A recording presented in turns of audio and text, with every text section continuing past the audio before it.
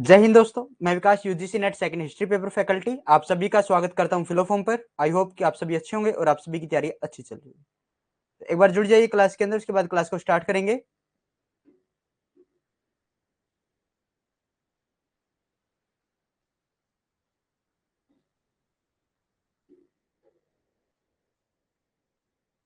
जुड़ जाइए सभी, उसके बाद क्लास को शुरू करेंगे भाई।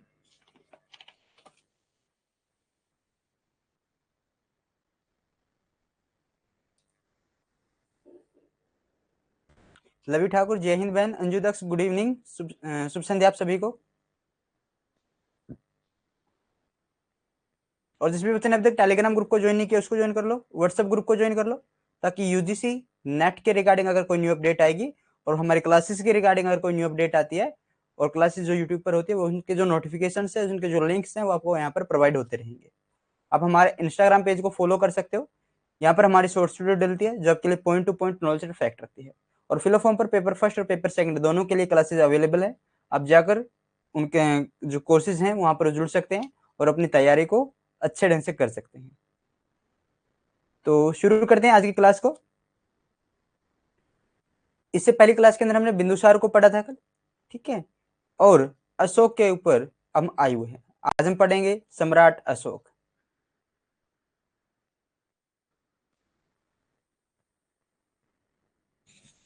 सम्राट अशोक महान।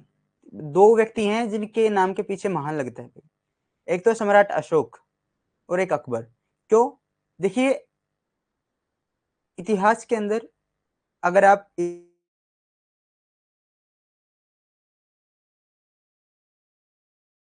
धर्म से अपनी किसी भी प्रकार की जो भावनाएं हैं उनसे अगर दूर रखकर देखेंगे, यानी इतिहासकार जो होता है वो एक न्यायाधीश की तरह होता है।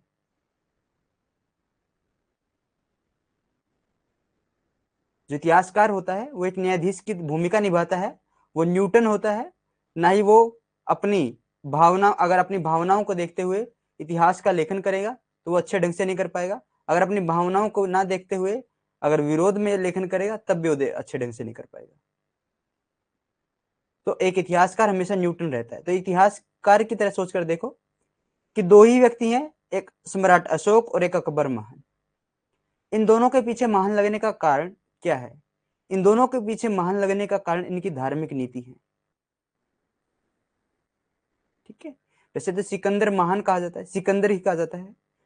सम्राट अशोक भारतीय इतिहास के अंदर सम्राट अशोक और कौन है? अकबर है। भारतीय इतिहास में अगर किसी के बारे में जानना होता है तो सबसे ज्यादा मन, अगर पेजों को पढ़ना पड़ता है, इतिहास में सबसे ज्यादा पन्नों को पढ़ना पड़ता है तो वो सम्राट अशोक के बारे में जानने से पहले हमें पढ़ना पड़ता है। सम्राट अशोक के पन्ने सबसे ज्यादा हैं पढ़ने के लिए, यानी इसके जानने के लिए हमें सबसे ज्यादा पन्नों को पढ़ना पड़ता है।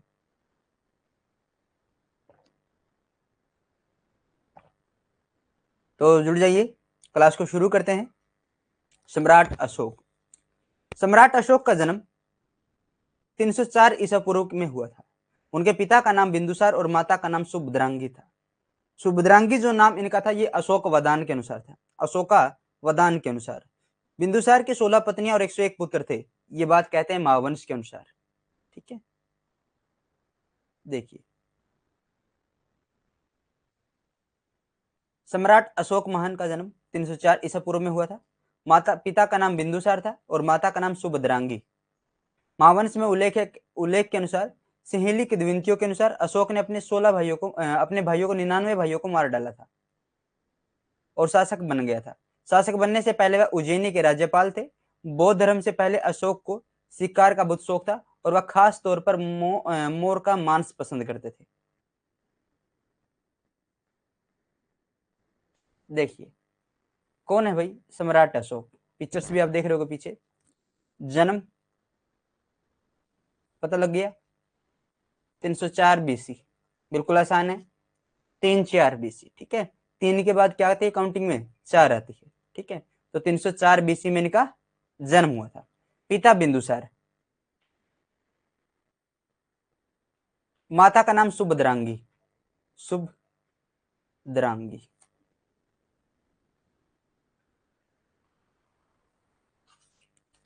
ये सुभद्रांगी जो नाम है अशोकावदान के अनुसार है। ये साहित्य है अशोकावदान।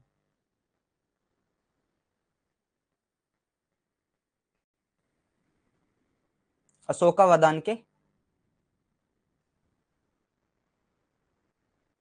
अनुसार। फिर इनका अन्य नाम हमें देखने को मिलता है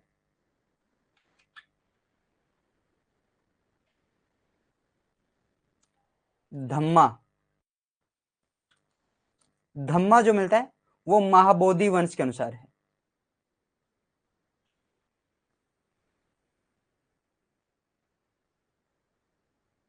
वंश के अनुसार इनका नाम क्या मिलता है? धम्मा। जनपद कल्याणी एक नाम और है, जनपद कल्याणी। ये नाम हमें देखने को मिलता है दिव्यावदान के अनुसार।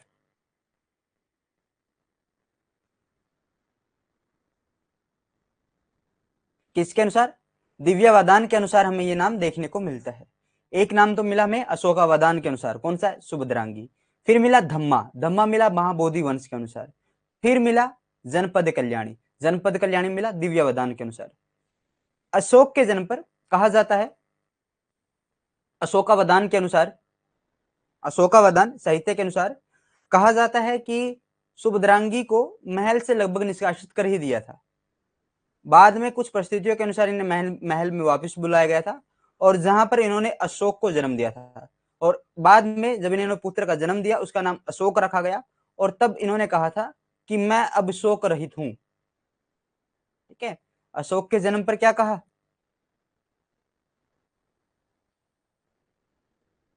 अब मैं कि अब मैं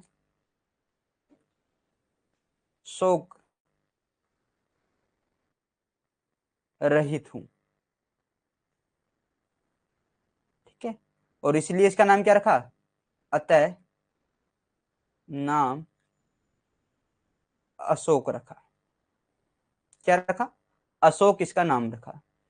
सुभद्रांगी जो थी, सुभद्रांगी, अनु गुड इवनिंग बहन। सुभद्रांगी जो थी ये अजीविक मतानुयायी थी। आजीवक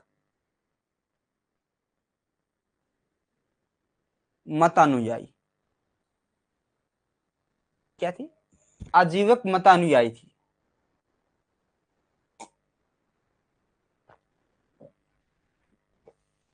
सुभद्रांगी आजीवक मत अनुयायी थी, और इनके जो कुल गुरु थे,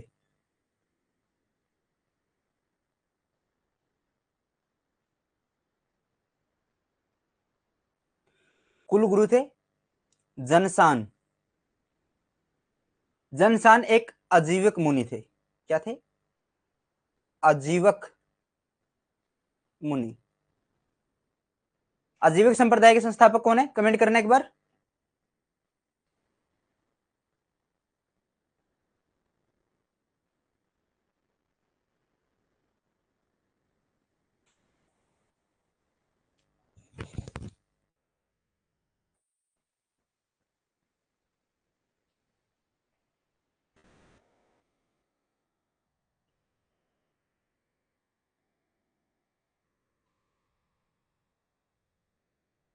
कमेंट कीजिए। आजीविक संप्रदाय के संस्थापक।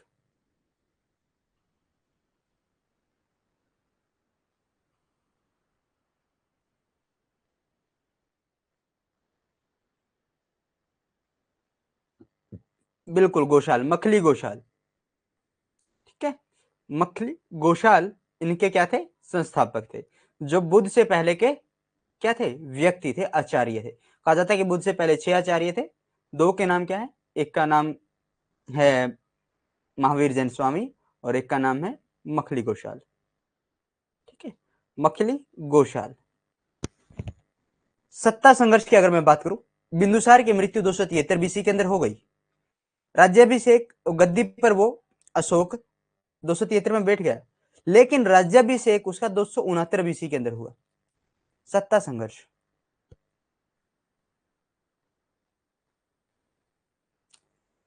बिंदुसार है, मृत्यु हुई 273। इसमें क्या हुआ? गद्दी पर बैठा अशोक। ठीक है, गद्दी पर कौन बैठा? अशोक। लेकिन राज्याभिषेक कब हुआ? राज्याभिषेक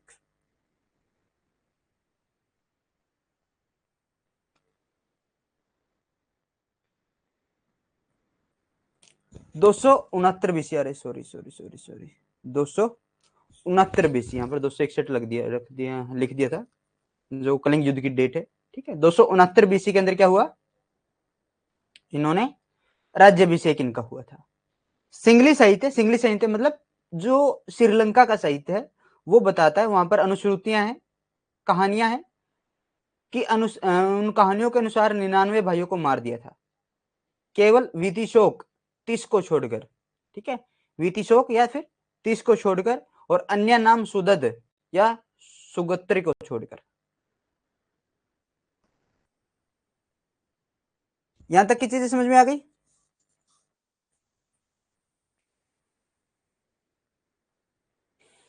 कमेंट कीजिए।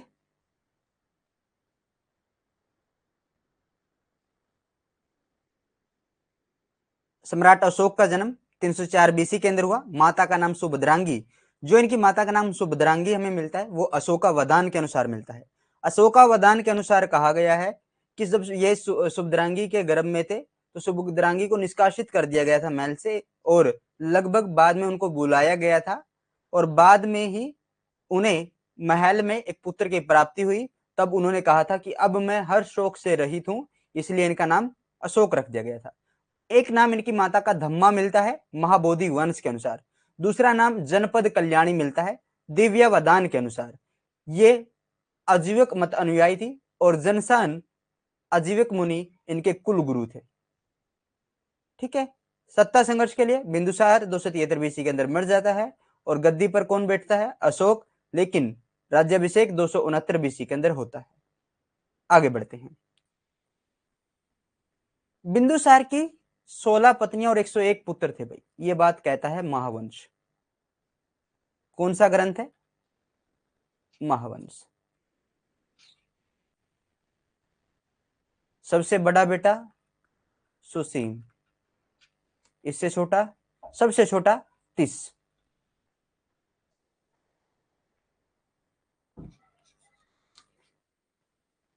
30 के अन्य नाम,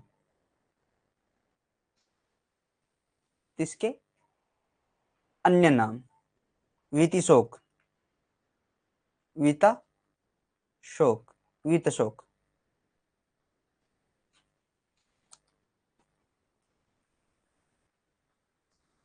वीतशोक। फिर मिलता है सुदद,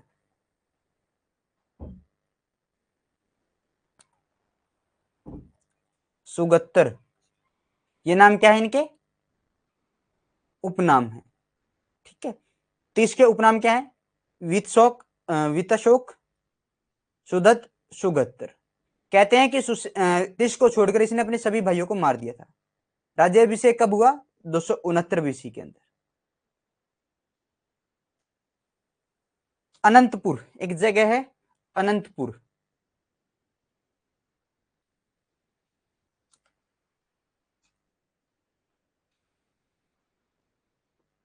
अनंतपुर में 500 महिलाएं थी भाई, 500 स्त्रियों के द्वारा। अशोक को कुपुरुष कह दिया, अशोक को क्या कहा? कुपुरुष। क्रोधित होकर अशोक ने इन स्त्रियों को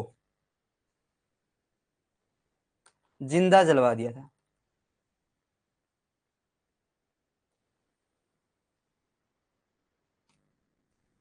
ठीक है,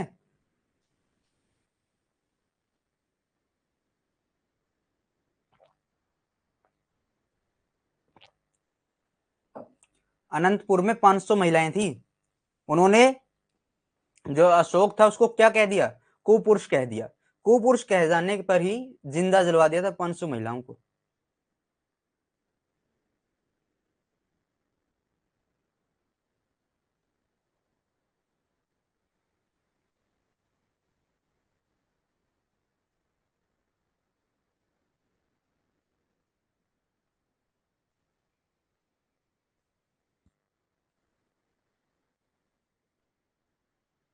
नरक द्वार। आगे क्या आएगा, आगे आते हैं नरक द्वार। अशोक के द्वारा कुछ नरक द्वार बनाए गए थे, यातना ग्रह, ठीक है, यातना ग्रह बनाए गए थे, यातना देने के लिए जगह बनाई गई थी, और जिनका निरीक्षण स्वयं अशोक करता था। आगे बढ़े।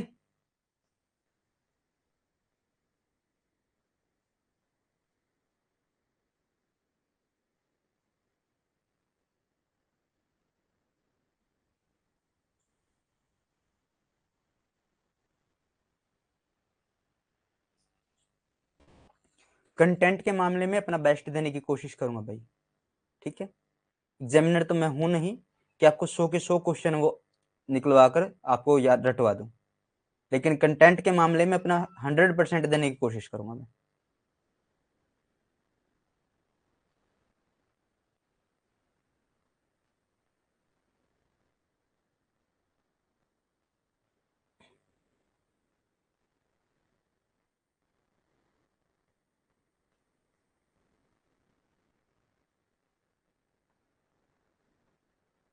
आगे बढ़ते हैं।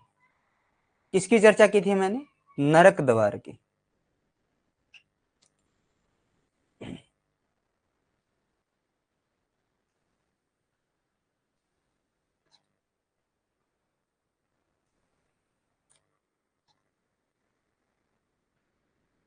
यातना ग्रह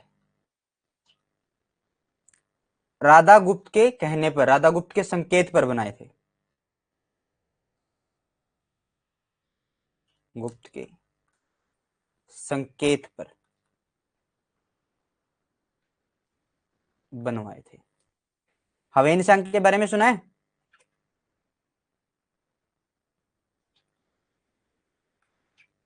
हवेन सांग,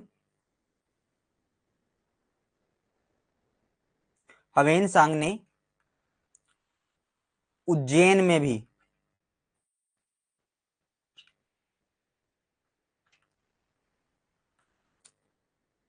यातना ग्रह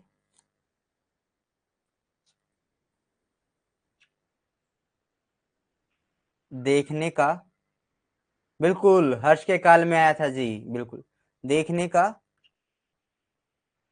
वादा किया है। वादा या दावा किया है, ठीक है, दावा लिख लो, दावा किया है। नरक द्वार, यातना ग्रह, हेन सांग, अरे हवेन नहीं भाई, हेन सांग लिखो, ठीक है।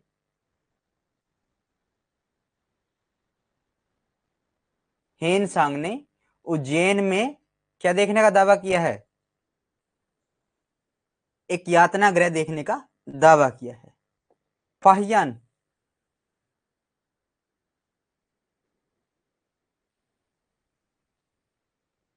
फाहियान, फाहियान लिखता है कि अशोक स्वयं इनका निरीक्षण करता था, यानी देखने जाता था, निरीक्षण, निरीक्षण स्वयं अशोक करता था। एक बाल पंडित थे,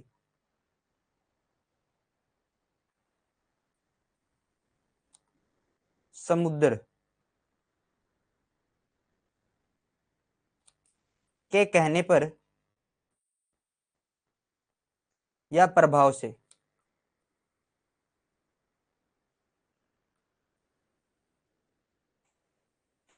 इनको बंद करवा दिया था।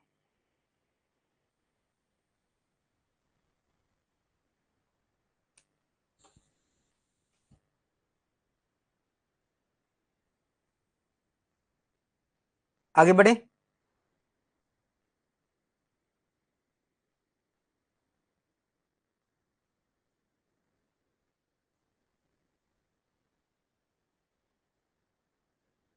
कमेंट कीजिए, आगे बढ़ेंगे उसके बाद।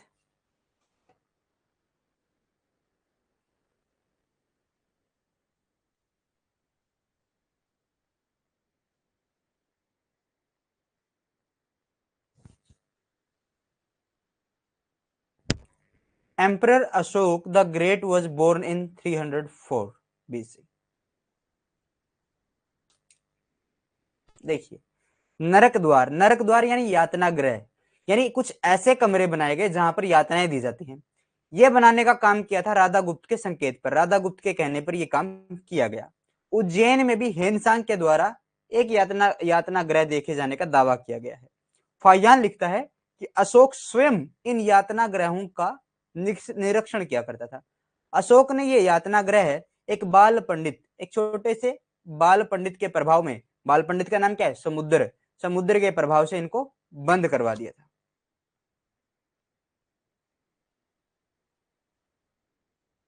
नहीं, काल कोठरी की घटना अलग थी, वो सिराजुद्दौला के समय हुई थी, वो अलग थी भाई।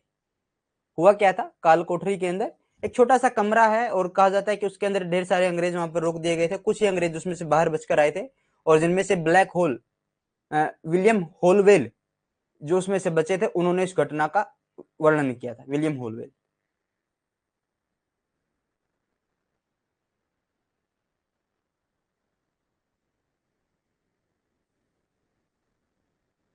यातना गृह आप समझिए जैसे कोई ऐसी जगह है जहां पर कैदियों को ले जाकर,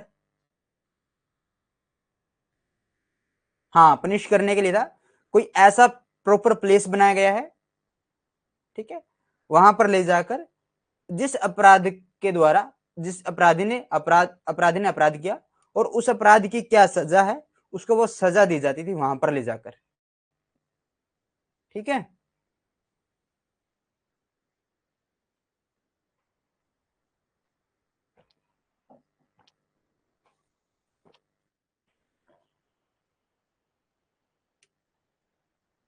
पनिशमेंट रूम, ठीक है, पनिशमेंट रूम।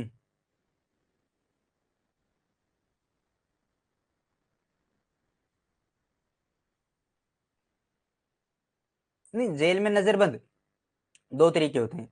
नजरबंद जब करते हैं, ठीक है, तो आपकी जो व्यक्तिगत स्वतंत्रता होती है आर्टिकल 19 के तहत, उसमें से होता है।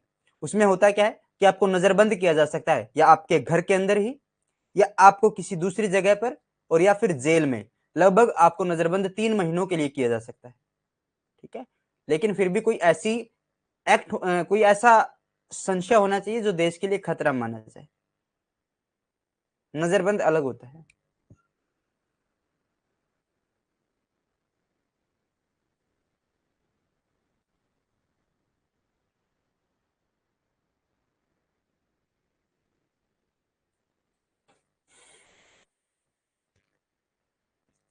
Emperor Ashok the Great was born in 304 BC. His father name was Bindusar and mother's name was Subhadrangi. Bindusar had 16 wives and 101 sons. Mentioned in the Mahavansh, according to Singlish legend, Ashok killed his brothers and became the ruler. Before becoming ruler, he was the governor of Ujjaini. वो राजा बनने से पहले उज्जैनी का क्या था, राज्यपाल था, और इसने जो तक्षशिला में जो विद्रोह हुआ था उसको भी दबाने का काम किया था। Ashoka was very fond of hunting and specially like peacock meet.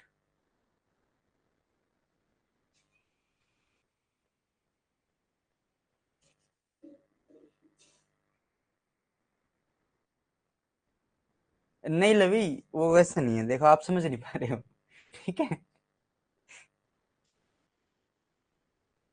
देखिए,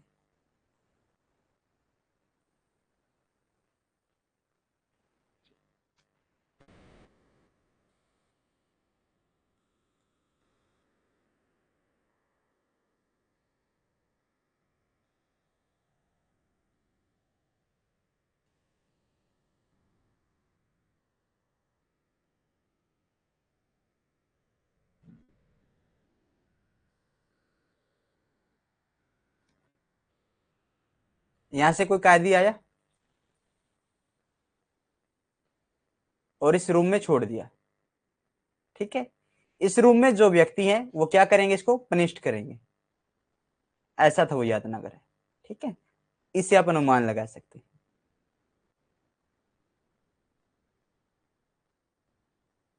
इसे नरक द्वार कहा जाता है। क्या कहा जाता था, नरक द्वार।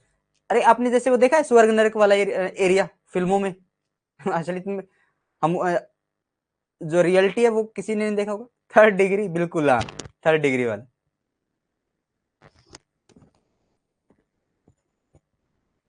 ठीक है, जो थर्ड डिग्री दी जाती है ना, वो तो किसी अपराध को मनवाने के लिए दी जाती थी, ये अपराध का पता लग जाने के बाद दी जाती थी।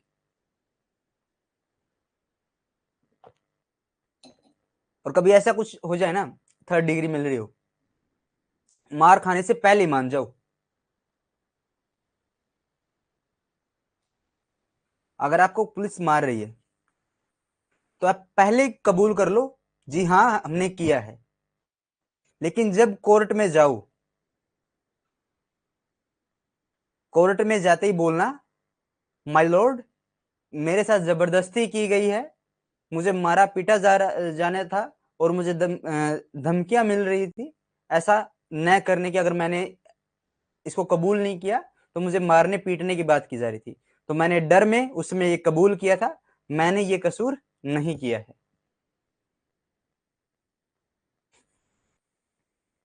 ठीक है, लेकिन अब होता क्या है, अब वीडियो रिकॉर्डिंग कर लेते हैं वो, थर्ड डिग्री देने के बाद वीडियो रिकॉर्ड कर लेते हैं पुलिस वाले, उसको एविडेंस के रूप में लेके चले जाते हैं, जी हाँ हमने, देखिए इन्होंने कबूल की है।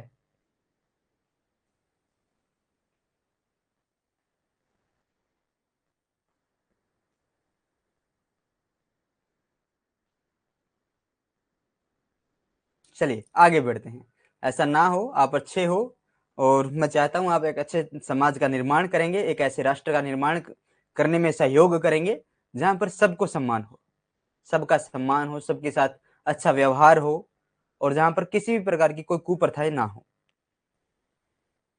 क्योंकि आपके ऊपर ही भविष्य निर्मित है। आप आगे जाकर अच्छे अच्छे अध्यापक बनोगे, अच्छे अच्छे प्रोफेसर्स बनोगे, ठीक है, और एक अच्छे समाज में आने वाले बच्चों का एक अच्छा मार्गदर्शक करोगे।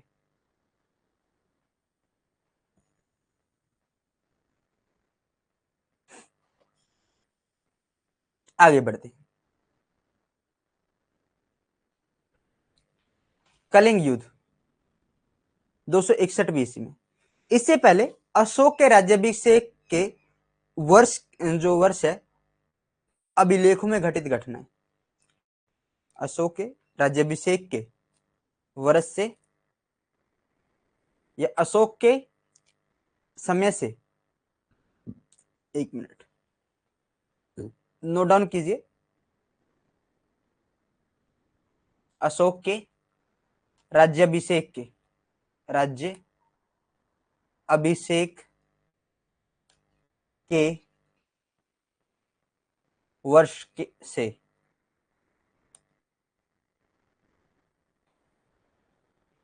अभिलेखों में घटित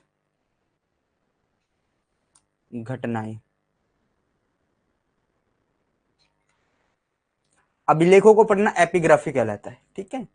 7वें वर्ष में, यानी इनके राज्याभिषेक के 7वें वर्ष, आपसे पूछेगा कि अशोक के राज्याभिषेक के 7वें वर्ष अशोक ने किसको जीता था, तो आप कहोगे 263 बीसी के अंदर, 7 वर्ष बाद 263 बीसी के अंदर कश्मीर एवं खोतान की विजय प्राप्त की थी। किसको जीता था? 7वें वर्ष,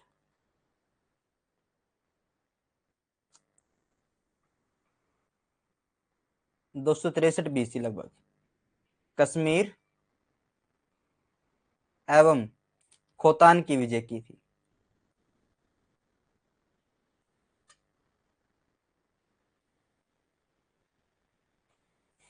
कहां की विजय की थी? खोतान की विजय की थी। 9वें वर्ष क्या किया था?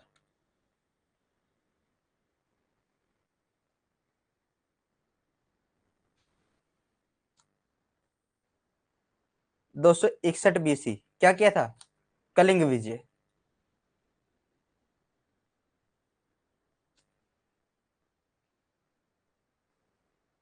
राजा कौन थे कलिंग युद्ध में? नंदराज। कौन थे? नंदराज। फिर आ जाता है 10वें वर्ष, 260 बीसी,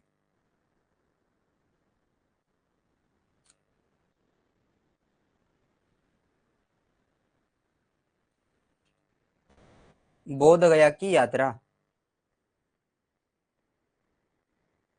बोध गया की यात्रा की थी। 11वें वर्ष,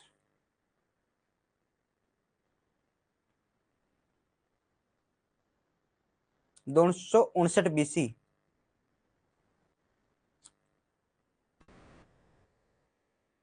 प्रथम लघु शिलालेख की रचना, प्रथम लघु शिलालेख की रचना 12वें वर्ष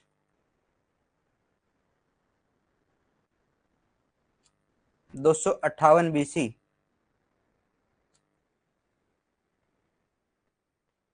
सुदामा व विषव झोपड़ी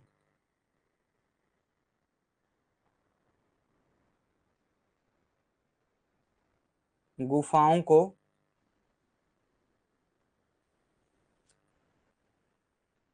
आजीविकों को दान दिया था।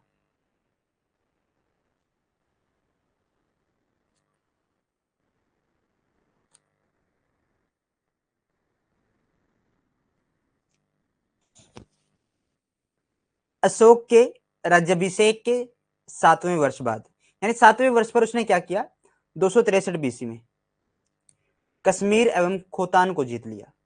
9वें वर्ष 261 BC में कलिंग विजय की। 8वें वर्ष सॉरी 10वें वर्ष 260 BC में बोध गया की यात्रा की। 11वें वर्ष यानी 259 BC में प्रथम लघु शिलालेख की रचना की। 12वें वर्ष 258 BC में सुदामा और विषव झोपड़ी की जो गुफाएं थी वो आजीविकों को दान दे दी थी। क्लियर है?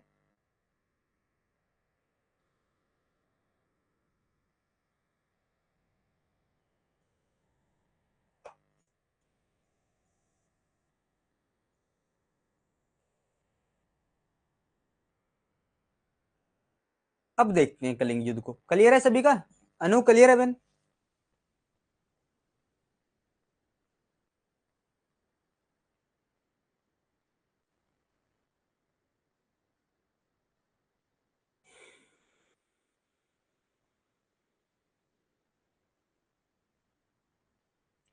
क्लियर है। कलिंग युद्ध 261 BC में हुआ था। राज्याभिषेक के 8वें वर्ष बाद 9वें वर्ष में हुआ, यानी 8वां वर्ष खत्म हो चुका था, खत्म होने वाला 9वें वर्ष के अंदर। इस समय कलिंग का राजा नंदराज था। देखिए कलिंग युद्ध 261 BC, 9वें वर्ष कहते हैं इसको, ठीक है।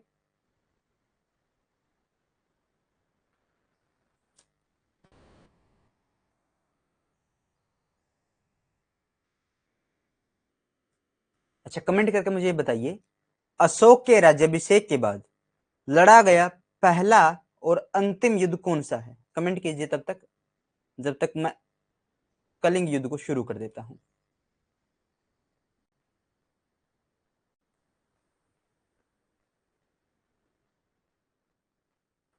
राज्याभिषेक के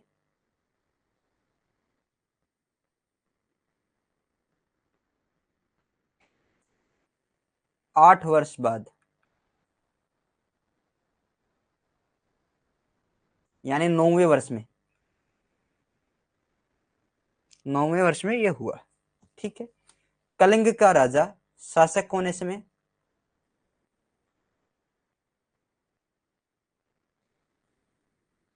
नंदराज। कलिंग, लवी ठाकुर कह रही हैं कि कलिंग का युद्ध था, ठीक है। अशोक, युद्ध हुआ।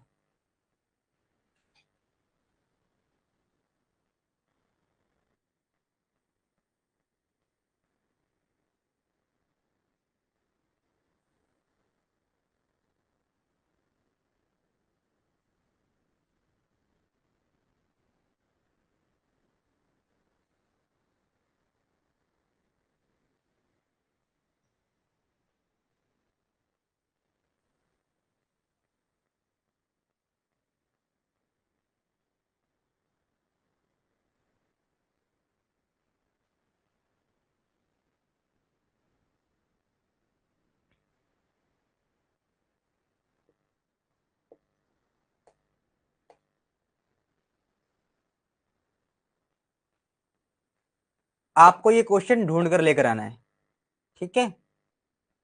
लवी ठाकुर भी राइट है भाई, कुछ किताबें आपको कलिंग दिखाएंगी।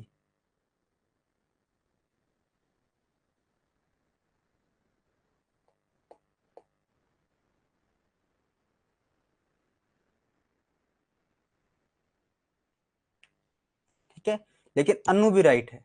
ये कह रहे हैं क्योंकि जब हम सीक्वेंस को देखते हैं तो उसके जो अशोक के जो राज्याभिषेक है, उनकी जो घटनाएं वो किसमें घटित है, वो अभिलेखों में हमने पढ़ी है कि 7वें वर्ष उन्होंने 263 बीसी के अंदर खोतान, जो कश्मीर और खेतान की विजय को पढ़ा था। ठीक है, और हमने बाद में 9वें वर्ष किसको पढ़ा, कलिंग को पढ़ा। तो राज्याभिषेक के बाद अशोक के द्वारा किया गया अंतिम युद्ध कलिंग का युद्ध था। अशोक वर्सेस नंदराज। नंदराज कहां का शासक है, कलिंग का। कलिंग की राजधानी क्या है,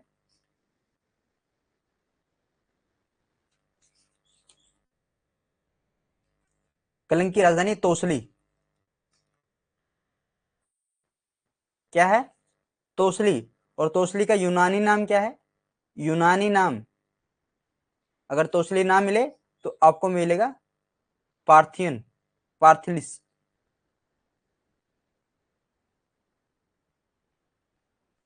पार्थलिस। ठीक है, पार्थलिस नाम इसका आपको देखने को मिलेगा।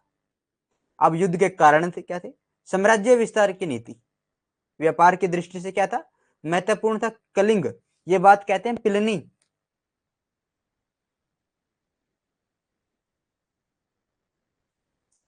प्लिनी ये बात कहते हैं कि व्यापार की दृष्टि से क्या था, ये महत्वपूर्ण था कलिंग, इसलिए इसके ऊपर आक्रमण कर दिया। हाथियों के लिए और सूती वस्त्र के लिए फेमस था, ये बात कहते हैं कौटिल्य।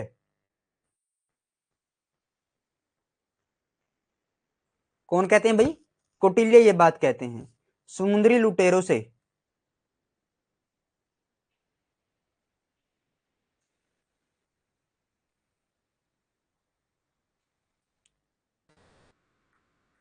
मणि मुक्ताओं को वापस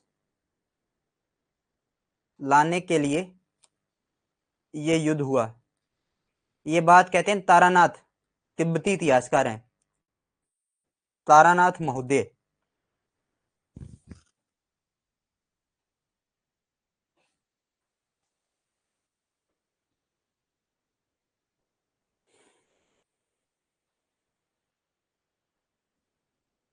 कलिंग युद्ध समझ में आया।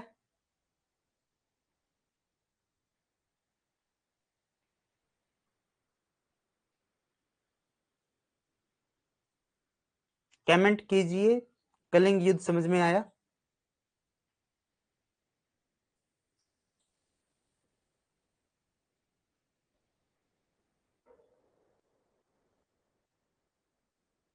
यस।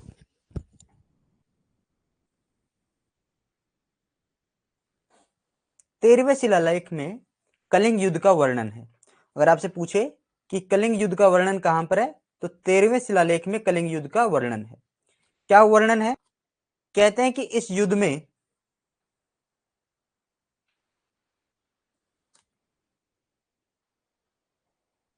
1 लाख लोग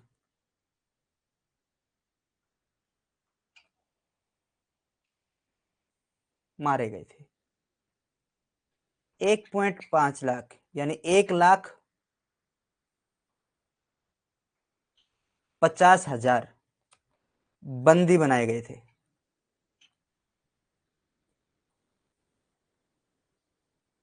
बनाए गए थे। कई लाख लोग इस युद्ध में, युद्ध की वजह से फैलने वाली बीमारियों से मारे गए थे।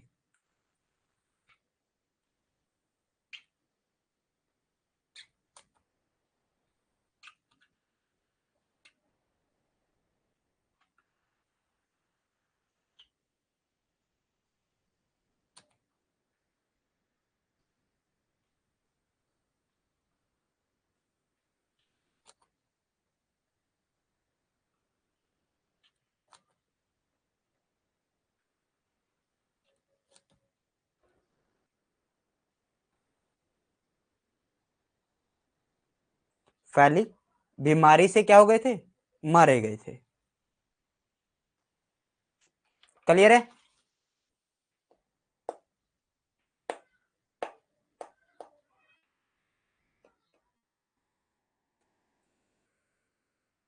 आगे बढ़ते हैं।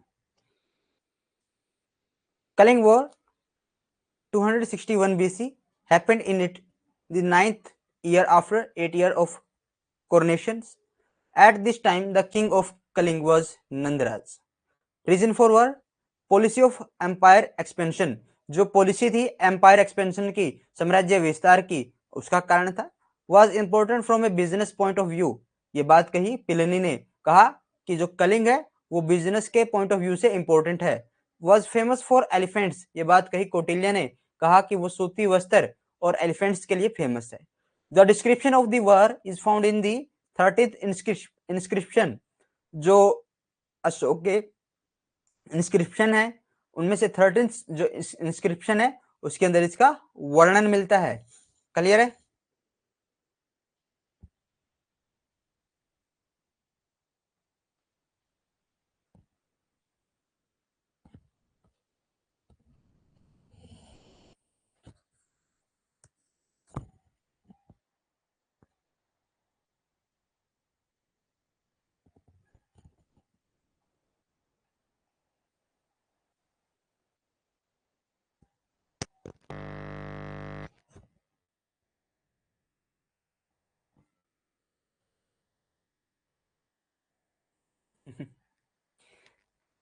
पानी पीना पड़ेगा, पास में पानी रखा था ना वो खत्म हो गया, उठकर जाना पड़ेगा, तो इसलिए सोच रहे हैं कि उठकर ना जाएं, बैठे रहें। तो युद्ध के परिणाम देखो भाई, युद्ध के परिणाम। तो कोई भी युद्ध होता है तो उसका कोई भी घटना घटती है उसके कोई ना कोई अच्छे और बुरे परिणाम होते हैं। कुछ ना कुछ तत्कालिक परिणाम होते हैं और कुछ ना कुछ दीर्घकालिक परिणाम होते हैं। यानी कुछ तो परिणाम हमें एकदम से देखने को मिल जाते हैं और कुछ परिणामों को देखने में समय लगता है। कलिंग मौर्य साम्राज्य का हिस्सा बन गया, ये क्या था? तत्कालिक परिणाम था। इसके 2 केंद्र बनाए गए थे। अब मगध का साम्राज्य बंगाल की खाड़ी तक पहुंच गया था। देखिए ये कैसा परिणाम है? तात्कालिक परिणाम है।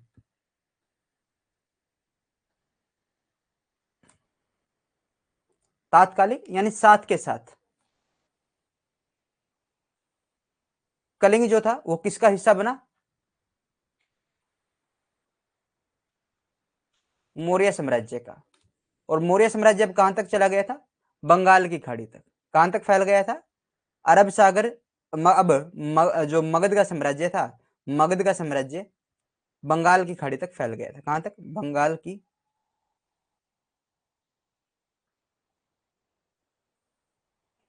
खाड़ी तक फैल गया था। अब इसके 2 केंद्र बनाए गए, उत्तर और दक्षिण। उत्तर का जो भाग था उसमें केंद्र जो बनाया गया था वो तोसली को बनाया गया था। और तोसली का वर्तमान नाम धोली है। क्या है? धोली। दूसरा केंद्र जो दक्षिण का बनाया गया था वो समापा बनाया गया था। क्या बनाया गया था? समापा बनाया गया था। समापा वर्तमान नाम जोगढ़।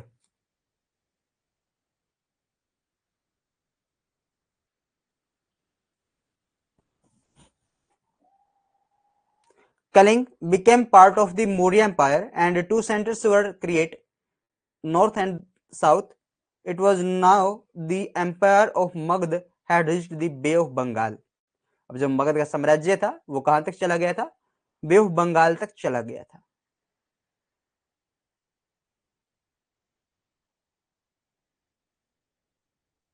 जी बिल्कुल।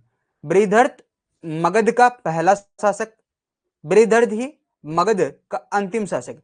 दोनों राजाओं के नाम सेम हैं, ठीक है। लेकिन मगध का वास्तविक संस्थापक हर्यक वंश के बिंबिसार को माना जाता है। उसी से मगध के साम्राज्य की शुरुआत हुई थी। उसी ने मगध की जो जीत है, मगध की जो विजय यात्रा थी वो अंग को जीतकर शुरू की थी और अशोक ने इस यात्रा को कलिंग को जीतकर समाप्त किया था।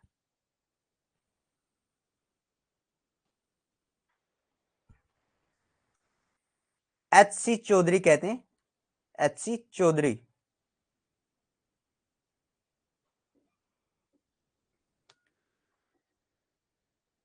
मगध की साम्राज्य विजयों का, साम्राज्य विजयों का जो दौर बिंबिसार ने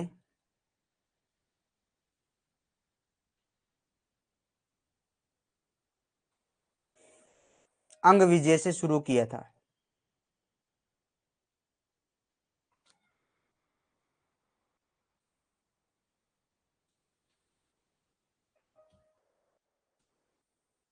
वह अब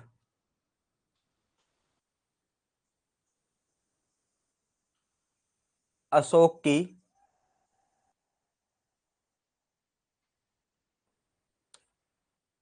कलिंग विजय के साथ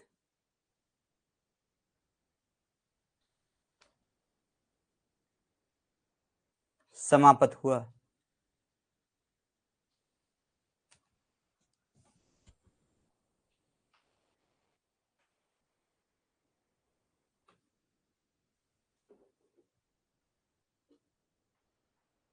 क्लियर?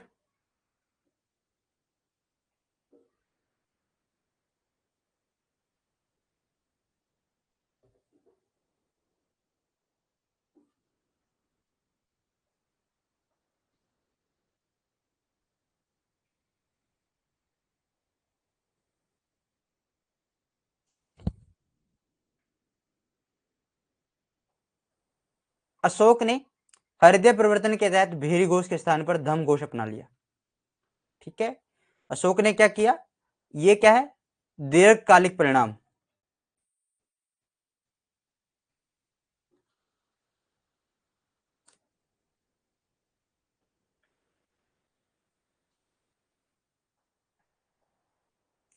अशोक ने हृदय परिवर्तन के तहत भेरी घोष के स्थान पर धम घोष अपनाया। भेरी घोष यानी युद्ध की नीति, और धम घोष धम की नीति, युद्ध न लड़ने की नीति। इसकी घोषणा का वर्णन हमें 8वें वृद्ध शिलालेख में मिलता है। उसमें कहा गया है,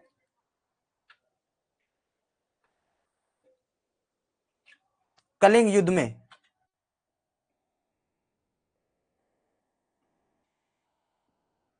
जितने भी प्राणी मारे गए हैं,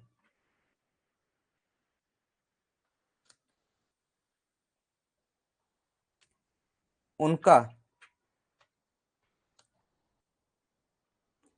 1000वां हिस्सा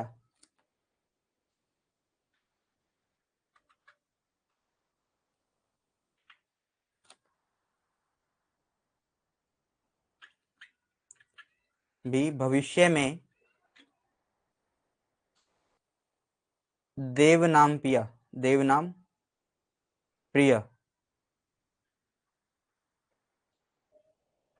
के द्वारा नहीं मारा जाएगा।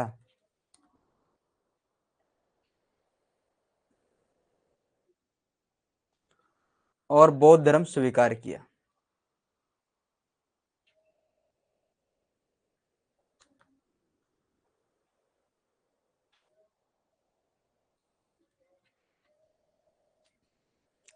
Ashok in change of heart adopted Dham Ghosh in place of Bheri Ghosh.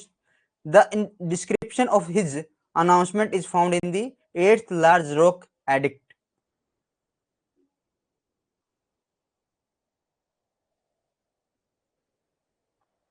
हो जाएंगे बहन, हो जाएंगे, धीरे धीरे धीरे धीरे, है ना। जब अगर ये कंप्लीट हो जाए ना, मौर्य साम्राज्य कंप्लीट हो जाए, ठीक है, फिर कोई डाउट बचे, फिर कमेंट कर देना कि ये चीज बच गई भैया, ये करवा दो।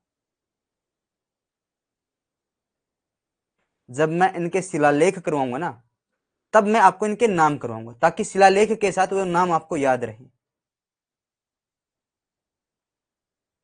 ठीक है, जब हम इनका साहित्य पढ़ेंगे ना, जब हम इसके साहित्य को पढ़ेंगे, तब हम इसके क्या करेंगे, नाम को याद करेंगे, क्योंकि एक तो हमें यह पता लग जाएगा कि किस अभिलेख में क्या नाम है।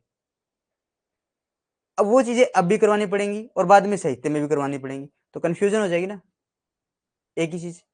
तो इसके साथ रखते हैं यहां पर।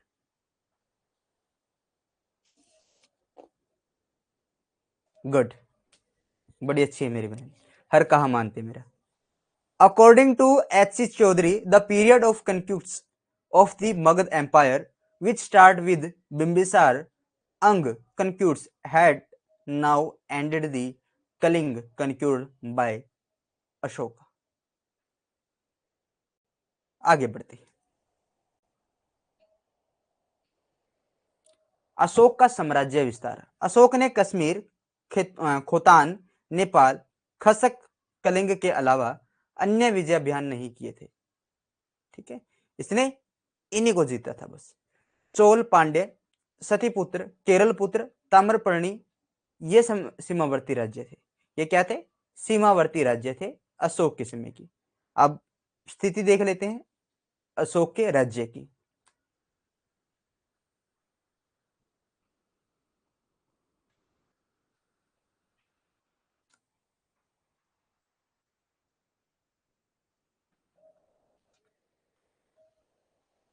हिंदुकुश पर्वत, अफगानिस्तान, यहां पर उत्तर में तो यह है, दक्षिण में कर्नाटक। मक्का सबसे ज्यादा कहां पर होता है? कर्नाटक में होता है। ठीक है, कर्नाटक। बंगाल की खाड़ी, पूर्व में कौन है?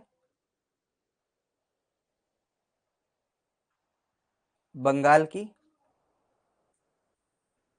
खाड़ी। पश्चिम में क्या है? गुजरात, काठियावाड़,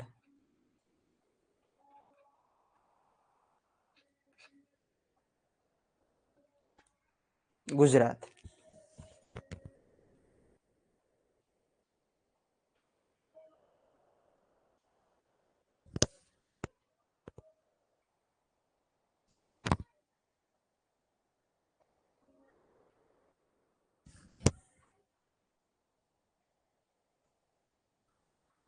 असम जो था, असम व सुदूर दक्षिण एरिया अशोक के साम्राज्य से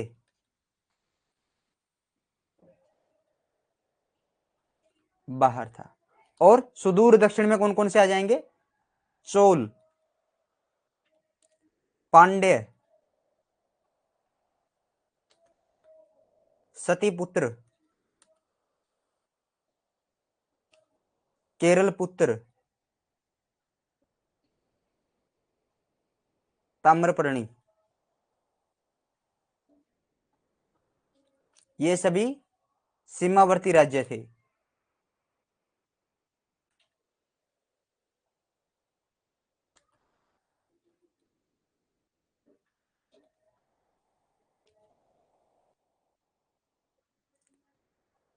अशोक के राज्य में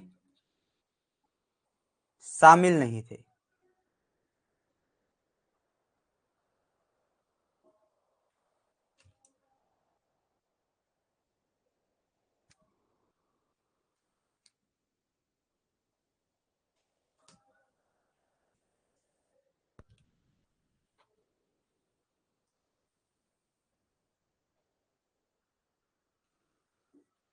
Ashoka empire expansion of apart from Kashmir, Khotan, Nepal, Khas, Kaling. Ashok did not do any other conquest campaign. ठीक है, इनके अलावा उसने अदर कैंपेन कोई भी नहीं किया है। Chola, Pandya, Satiyaputra, Keralaputra, Tamraparni were the border state and did not part of the empire of Ashok. ये अशोक के साम्राज्य का हिस्सा नहीं थे।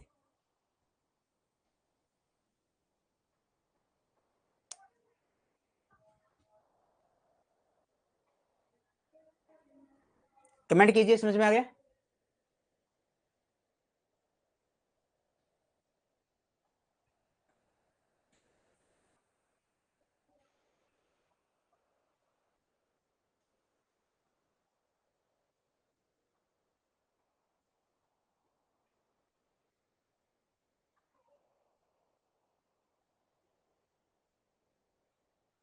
क्लास कैसी लग रही है? बोर तो नहीं हो रहे ना?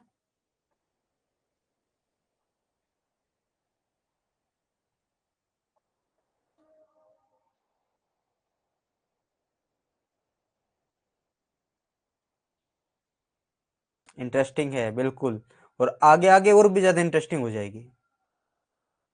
ऐसा बेहतरीन कंटेंट आपके पास होगा, दोबारा आपको उसको एडिट करने की आवश्यकता नहीं है।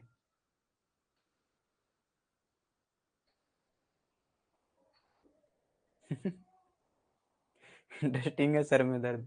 चलो कोई बात नहीं लवी बहन, मेडिसिन लिया करो और ध्यान रखा करो अपना और अपने परिवार का, ठीक है? क्योंकि आपकी माता जी की सर्जरी होने वाली है या सर्जरी हुई है, तो उनका ध्यान रखा करो।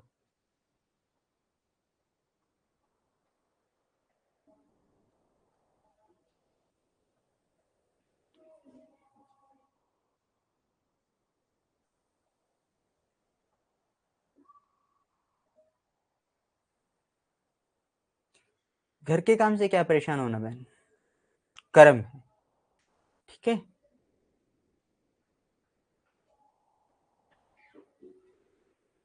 आपको पढ़ने के लिए मौका दिया जा रहा है, हर चीजें, ठीक है? घर वाले डेली तो आपसे कोई काम करवाते नहीं, उनके ऊपर कोई समस्या आई है तो उस समस्या के साथ आपको उनके साथ खड़ा होना है। उस दुख की घड़ी में आपको आपके परिवार के साथ होना चाहिए, ठीक है? और आपको अपने परिवार के साथ साथ अपनी किताबों को भी समय देना है।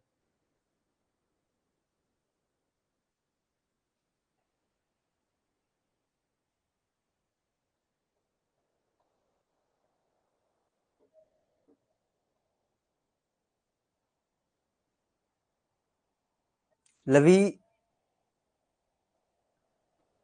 हम जितने भी हैं ना, हम सभी एक ऐसे ही परिवार से जुड़े हुए हैं जहां पर समस्याएं हैं।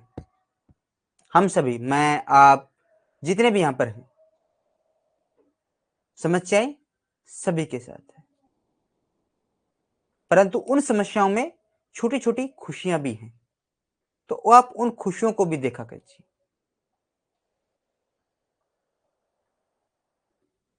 ठीक है?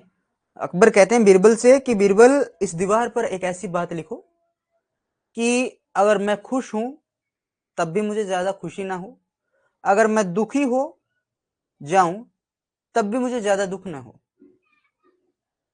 तो बीरबल जाता है उस दीवार पर लिखता है कि ये समय है, बीत जाएगा।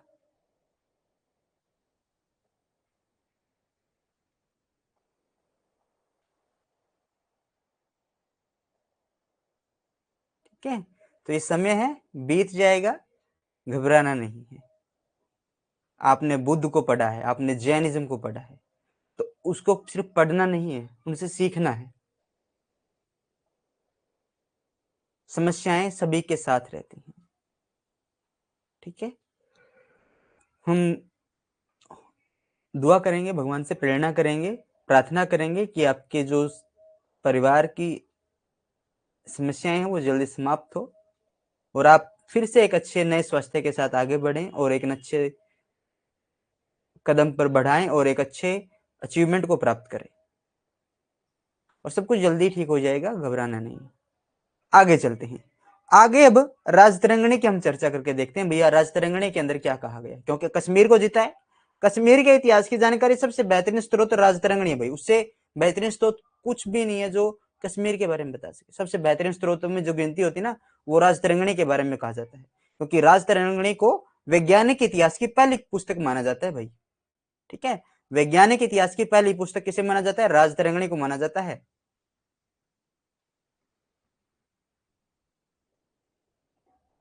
बढ़ते हैं आगे। राजतरंगिणी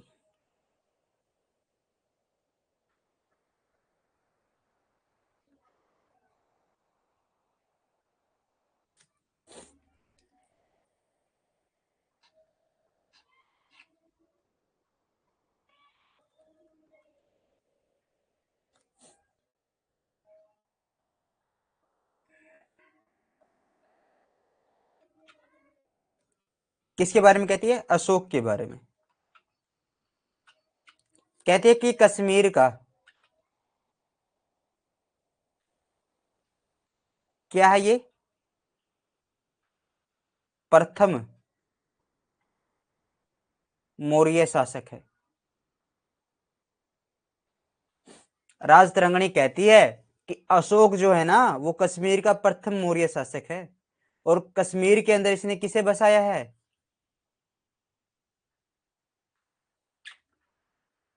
श्रीनगर बसाया है। और श्रीनगर के दो नाम देखने को मिलते हैं। एक तो कहते हैं कल्हण, क्या कहते हैं इसे, इसे कल्हण क्या कहते हैं, इसे कल्हण के द्वारा क्या कहा गया है, पुराण दिष्टान, पुराण धिष्ठान, क्या नाम दिया गया कल्हण ने, पुराण धिष्ठान इसे नाम दिया। फिर एक नाम आ जाता है हवेन सांग का। हवेन सांग के समय इसका क्या नाम था, हवेन सांग के समय इसका नाम पेंद्रेथान था। पेंद्रेथान दिख रहा है, चलो यहां पर लिख देते हैं पेंद्रेथान, पेंद्रे थान।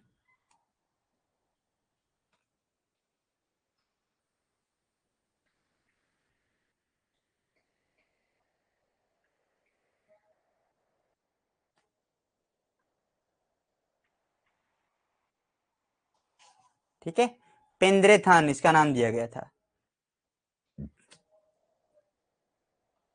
अशोक के यूनानी शासकों के साथ संबंध विजिबल है।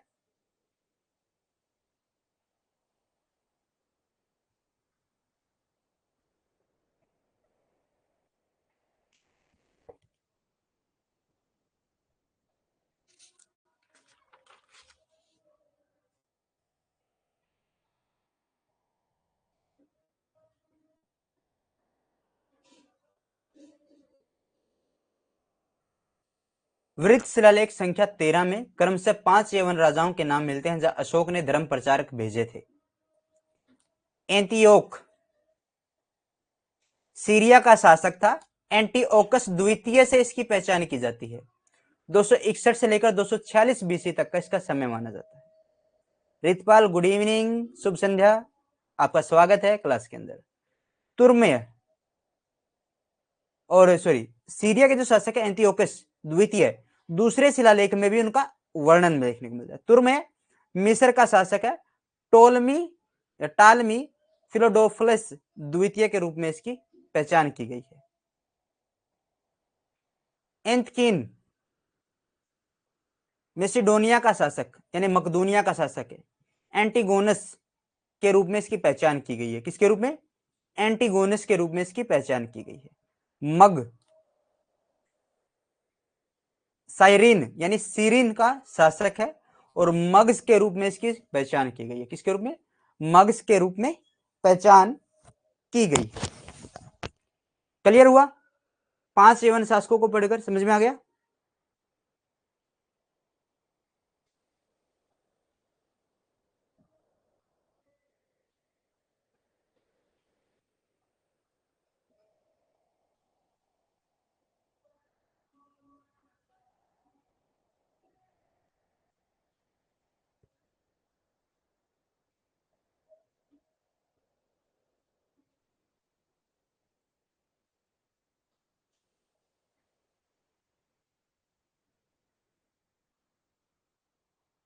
आगे बढ़े।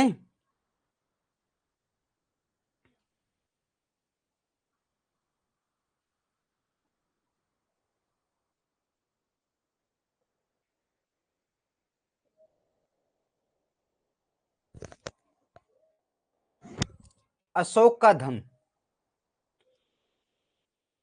धर्मांतरण प्रारंभ में, यानी अशोक शुरुआत में निर्ग्रोध को भिक्षा के लिए जाते हुए देखकर बौद्ध धर्म की ओर अशोक का क्या होता है, झुकाव हो जाता है।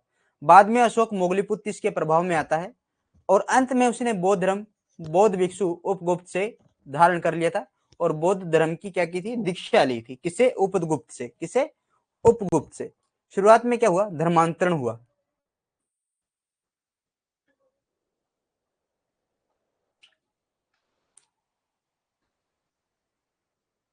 प्रारंभ में ये ब्राह्मण धर्म से संबंधित है।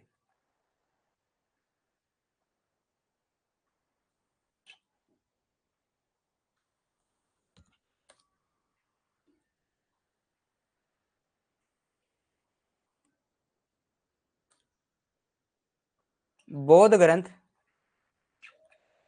महावंश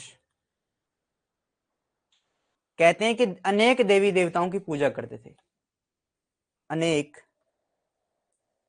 देवी देवताओं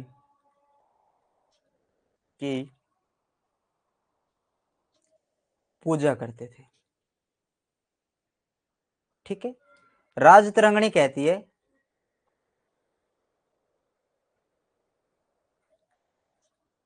इनके जो इष्ट थे वो शिव थे और ये शिव उपासक थे।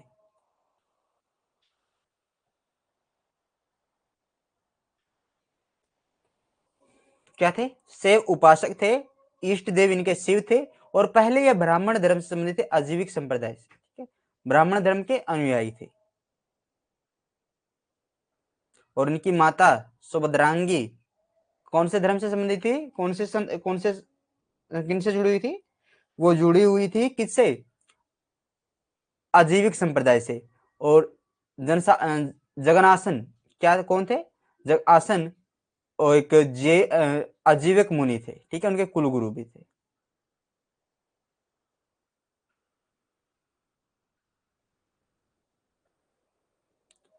आगे बढ़े, आगे देखिए हुआ क्या। ये मिले एक बाल भिक्षु,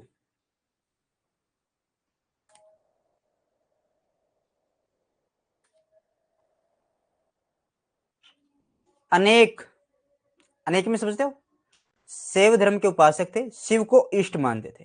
ठीक है, आपसे पूछा जाएगा कि अशोक ने अपने इष्ट देवता किसको माना है? किसको माना है? शिव को माना है।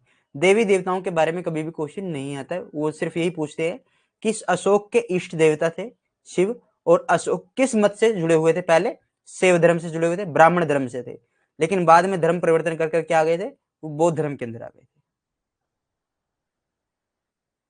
ठीक है, महावंश हमें कहता है कि वो अनेक देवी देवताओं की पूजा करते थे।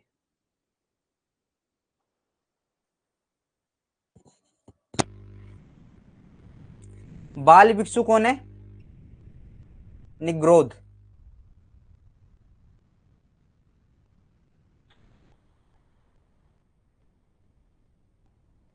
अब आपको एक इंटरेस्टिंग बात पता चलेगी। निग्रोध पता है किसका लड़का है? सुशीम का लड़का है।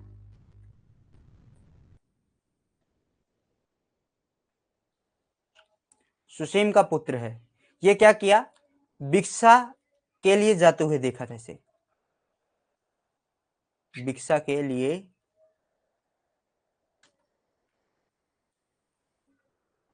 जाते हुए देखा और किसकी तरफ झुकाव हुआ? बौद्ध धर्म की तरफ झुकाव हुआ। बाद में किससे प्रभावित हुए? किसके प्रभाव में आए? मोगली पुत्तिश, मोगली पुत्तिस के प्रभाव में आई और अंत में उपगुप्त के साथ, उपगुप्त से बौद्ध धर्म में दीक्षा ली, बौद्ध धर्म में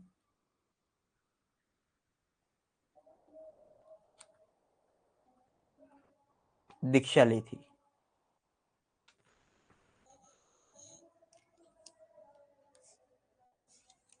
ये बात हमें कौन बताती है?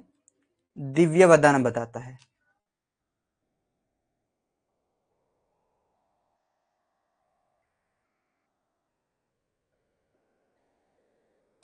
दिव्यावदान ये बात हमें बताता है।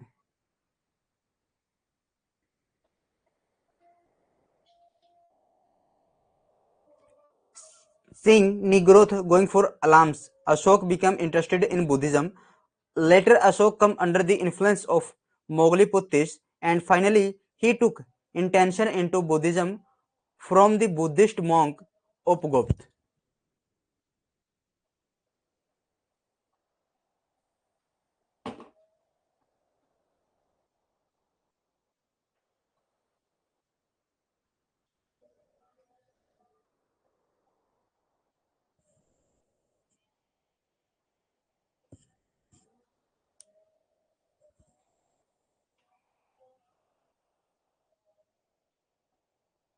क्लियर? आगे बढ़ते हैं। अब अशोक के धर्म प्रचार के किए गए कार्य। शुरुआत में जब अशोक बौद्ध धर्म के अंदर आया, 1 साल तक उसने कुछ नहीं किया, ज्यादा सक्रिय नहीं था वो किसी भी चीज में। क्या था? ज्यादा सक्रिय नहीं था।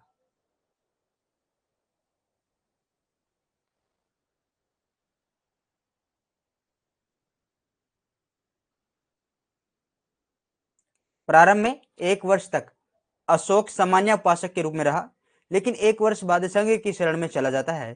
तब उसने बौद्ध धर्म के प्रचार के लिए मौर्य साम्राज्य की पूरी ताकत लगा दी थी। Internally Ashoka remained as a common worshipper for 1 year, but after 1 year he took refuge in the Sangha,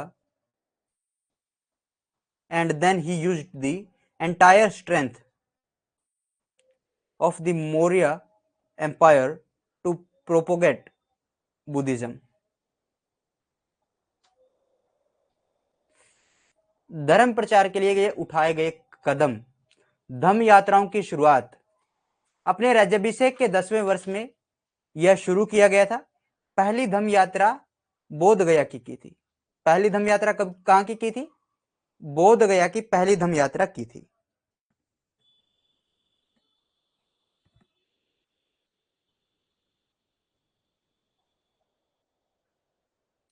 एक मिनट रुक जाइए भाई, रिवीजन कीजिए थोड़ा सा 1 मिनट में।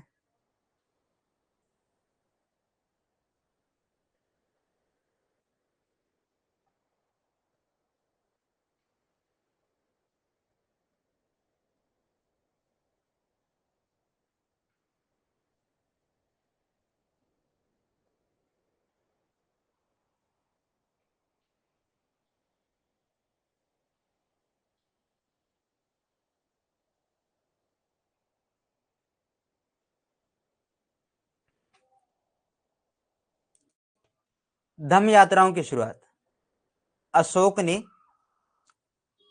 अपने राज्याभिषेक के 10वें वर्ष बाद यह शुरू किया था। पहली धम्म यात्रा बोध गया की थी, ठीक है, और विहार यात्राएं बंद करवा दी थी। विहार यात्रा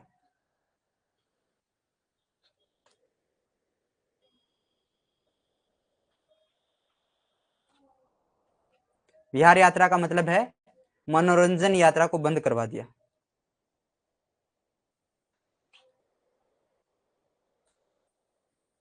बंद करवा दिया।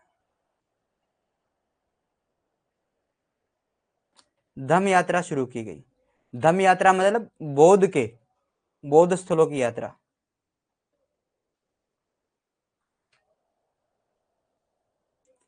पहली धम्म यात्रा 10वें वर्ष में शुरू की गई थी राज्याभिषेक के, ठीक है, और पहली धम्म यात्रा कहां की गई थी? बोध गया में की गई थी। राज्याभिषेक के 20वें वर्ष में लुम्बिनी की यात्रा की थी।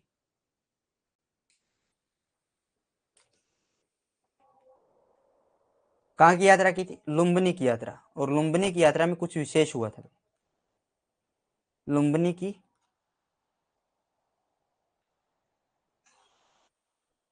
यात्रा भगवान बुद्ध का जन्म स्थल था। भगवान बुद्ध का जन्म स्थान था। इस समय यहां पर 2 कर थे।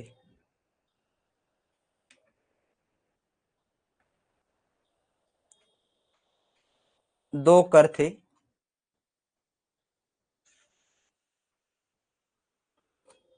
भाग, भूमि कर और बलि स्वेच्छा का धार्मिक भेंट।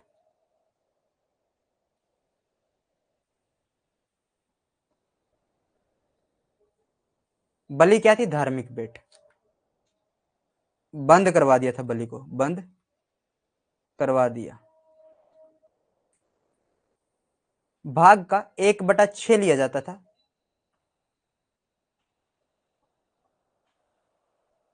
घटाकर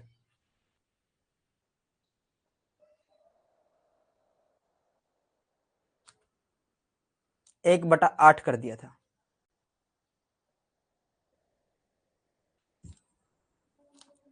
धार्मिक स्थानों की यात्रा के लिए दान दक्षिणा पर ध्यान दिया। ठीक है, आगे चले। Beginning of Dham Yatras started. This is in the 10th year of his coronations. The first Dham Yatra was to Buddhist Gaya, Bodh Gaya. Visited Lumbini in the 20th year of this coronation, यानी जब वो उसका राज्याभिषेक हुआ तो 20वें वर्ष वो वहां पर लुम्बिनी के अंदर गया। लुम्बिनी महात्मा बुद्ध की जन्मस्थली थी। वहां पर दो कर लिए जाते थे, एक तो भाग और एक बलि। बलि जो था धार्मिक भेंट थी, स्वेच्छा से लिए जाते थे, लेकिन बंद करवा दिया था उसको। भाग जो था भूमि कर था, और भूमि कर का 1/6 हिस्सा लिया जाता था, लेकिन बाद में उसको भी घटाकर कितना कर दिया था, 1/8 हिस्सा कर दिया था।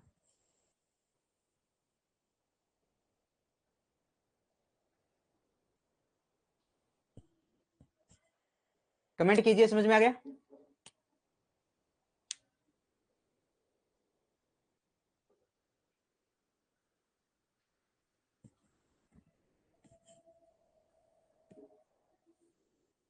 आगे बढ़ते हैं। धर्म महामात्रों की नियुक्ति राज्याभिषेक के 14वें वर्ष में की थी। धर्म प्रचार के लिए धन संग्रह करना और उसे खर्च करना इनका कार्य था। राजकीय पद अधिकारियों की नियुक्ति। अब राजकीय अधिकारी प्रशासन के साथ साथ धार्मिक कार्य भी करेंगे। लोक कल्याण कार्य के लिए किए गए, ताकि लोग धर्म का आचरण करें। लोक कल्याण कार्य कैसे? जैसे सड़कों का निर्माण करवाया गया, सड़कें बनवाई गई, कुएं खुदवाए गए, चिकित्सा के ऊपर ध्यान दिया गया, और चिकित्सा के ऊपर मनुष्य जानवर की चिकित्सा के ऊपर ध्यान देने वाला पहला राजा था ये। पेड़ पौधे लगवाए गए थे, पेड़ पौधे, तालाब खुदवाए गए थे, अन्य कार्य भी किए गए थे। चिकित्सा की अगर मैं बात करूं तो चिकित्सा दोनों के लिए थी, पशु और मनुष्य दोनों के लिए, पशु व मनुष्य के लिए, ताकि लोग धर्म का आचरण कर सके। क्यों? ताकि लोग धर्म का आचरण कर सके, इसलिए इनका ये काम किए गए थे। लोगों के लिए लोक कल्याण कार्य किए गए थे, ताकि राजा की बातों को माने।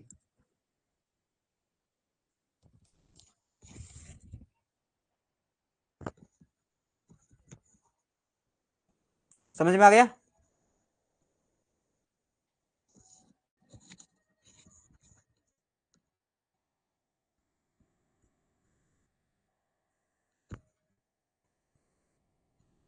आगे बढ़े, आगे बढ़ते हैं भाई। Dhamma Matars were appointed in the 40th year of the coronation. Their job was to collect and spend money for religious propagation.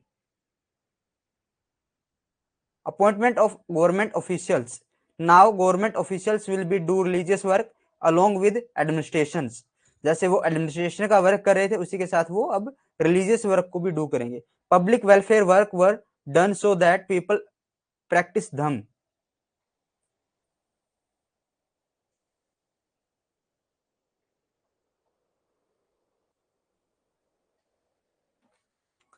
धम्म लेखों को खुदवाकर जगह जगह स्थापित किया गया। धम्म लेखों को खुदवाकर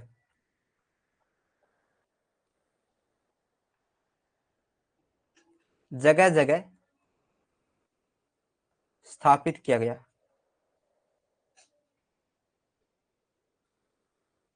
पत्थर पर होने के कारण, पत्थर पर होने के कारण यह चिरस्थायी रहे।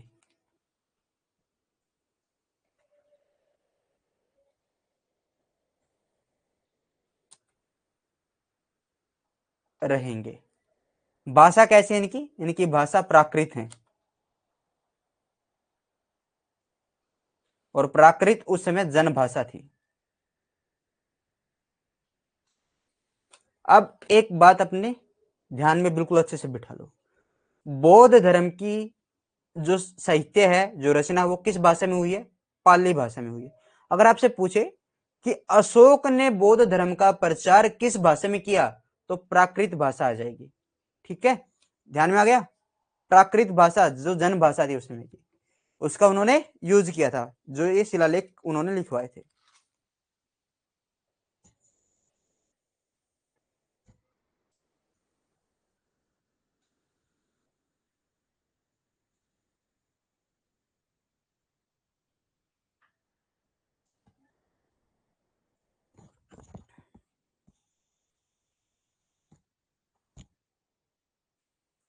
समझ में आ गया। आगे देखिए, विदेशों में धर्म प्रचारकों को भेजना। अशोक ने बौद्ध धर्म के प्रचारार्थ के लिए विदेशों में भी भेजा था। 13वें शिलालेख में वह अपने दूतों के नाम गिनवाता है। भैया बाकी का कल, अरे भैया 1 मिनट, मुझे 1 मिनट देखने दो, बस 1 मिनट रुक जाओ।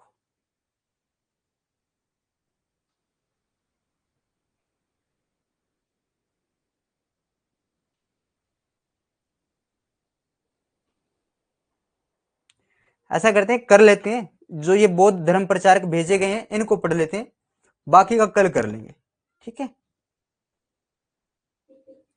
विदेशों में भी बौद्ध धर्म प्रचारक भेजे गए। इनकी गिनती अशोक अपने 13वें शिलालेख में कहते हैं कि धर्म प्रचार की ख्याति को सुनकर कुछ यूनानी बौद्ध बन गए और पश्चिम एशिया में बौद्ध धर्म का व्यापक प्रचार हुआ था। सिंहली अनुसूचियों के अनुसार, दीपवंश और महावंश के अनुसार अशोक के राज्यकाल में पाटलिपुत्र में बौद्ध धर्म की तीसरी संगति की गई थी, जिसकी अध्यक्षता मोगलीपुत्तिश के द्वारा की गई थी। बौद्ध भिक्षु, इस संगति को समाप्ति के बाद विभिन्न देशों में बौद्ध धर्म के प्रचारक भेजे गए थे और जिनका नाम वह महावंश में इस प्रकार से आपको देखने को मिलेगा। देखिए धर्म प्रचारक कौन कौन थे। मज्जांतिक कश्मीर तथा गांधार में इनको भेजा था। महारक्षित यवन देश गए थे। मंजिम हिमालय देश में गए थे। धर्मरक्षित अप्रांतक गए थे, ठीक है, पश्चिम भारत में।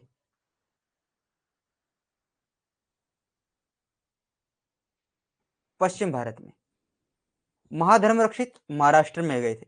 महादेव महिष मंडल मैसूर तथा मानधंता नर्मदा क्षेत्र।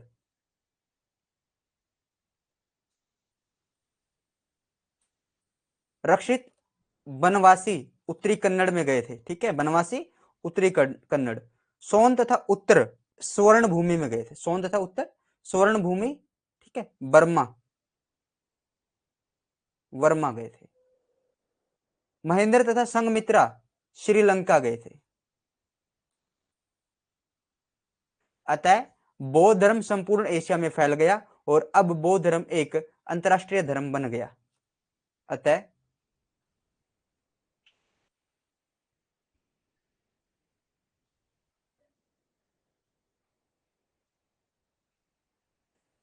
नहीं भाई, वो तिश अलग है, ये मोगली पुतिश है, मोगली पुत तिस पूरा नाम, ठीक है। अतः बौद्ध धर्म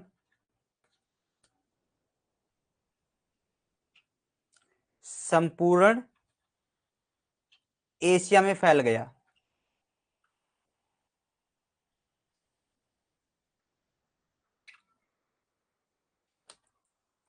और अब बौद्ध धर्म एक अंतरराष्ट्रीय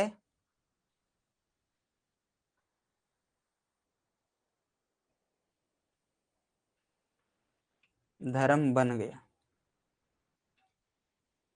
ठीक है। चीन से तो आए थे भाई बौद्ध धर्म की दीक्षा लेने के लिए, फाहियान हेवेनसांग चीनी यात्री, इत्स्यांग, ठीक है, इत्स्यांग होंगे, बताएंगे आपको चीनी यात्रियों के बारे में भी।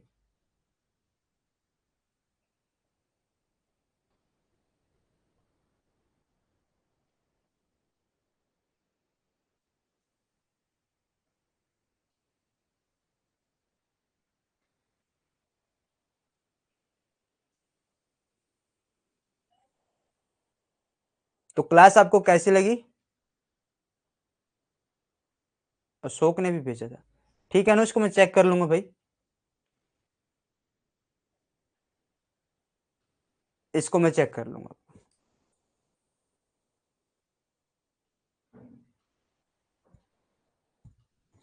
चीन में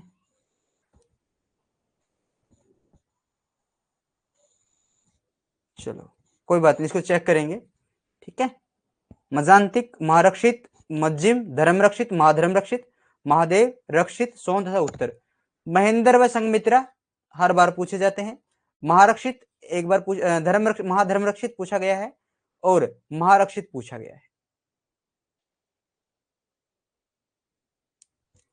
तो क्लास आपको कैसी लगी मुझे कमेंट करके बता दीजिए, उसके बाद क्लास को समाप्त करेंगे। और आप सभी का धन्यवाद है इतनी देर तक जुड़े रहने का।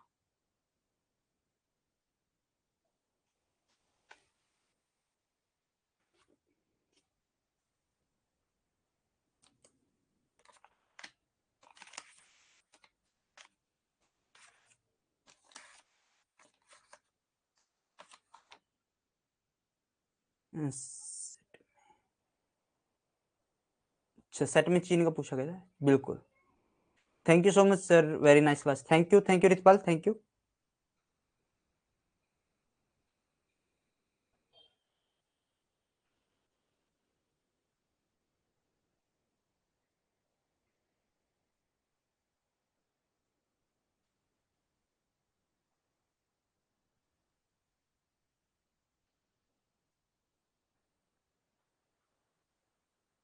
वेरी नाइस क्लास भैया, and thanks. Thank you Anuben, आप सभी का धन्यवाद है क्लास में जुड़े रहने के लिए। कल मिलेंगे एक नए अध्याय के साथ, कुछ नए तथ्यों के साथ। तब तक के लिए जय हिंद, जय Bharat. Thank you Anju Daksh, thank you बहन आप सभी का।